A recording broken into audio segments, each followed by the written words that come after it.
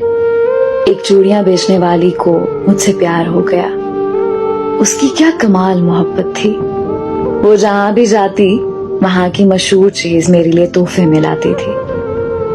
وہ میری خاطر میرے شہر میں 4 سال تک رہی.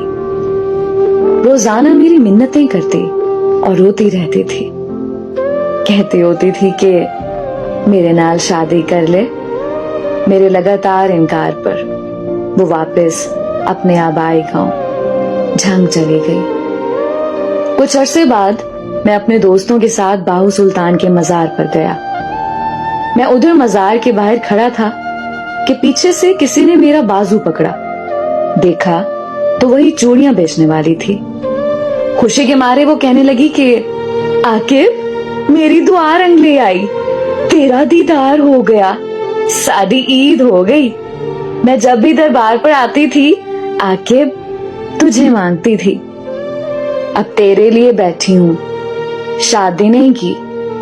پھر اس کی آنکھوں میں آنسو آ گئے. کہنے لگی بھیک مانگنا, چوڑیاں بیچنا میرا قصور تو نہیں ہے نا. یہ تو میری قسمت کا, میرے نصیب کا قصور ہے. تو سزا مجھے کیوں مل رہی ہے. وہ سب کے سامنے میرے گلے لگ کے رونے لگی. کہنے لگی کہ ایک دفعہ میرے ساتھ میرے گھر چلو.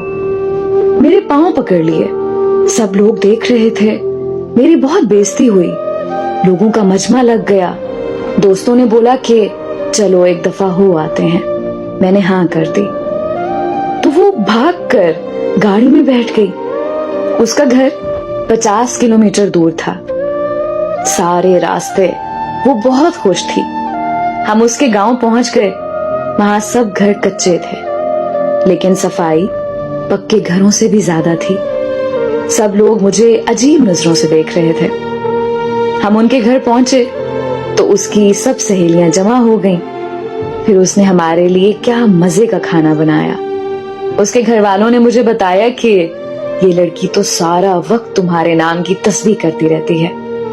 اور پھر جب ہم واپس آنے لگے تو اس کی آنکھوں سے آنسو نہیں رک رہے تھے.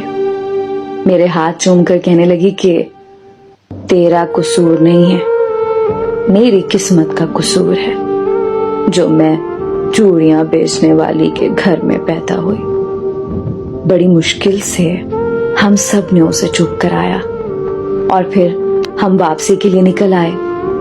میں کار کے شیشے میں سے دیکھ رہا تھا کہ وہ تب تک دیکھتی رہی جب تک ہماری گاڑی اس کی نظروں سے دور نہیں ہوئی. وہ ہماری آخری ملاقات تھی.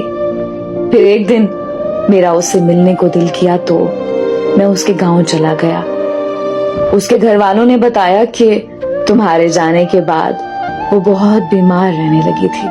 کھانا پینا ہنسنا سب چھوڑ گئی تھی اور ایک دن اس کی موت ہو گئی.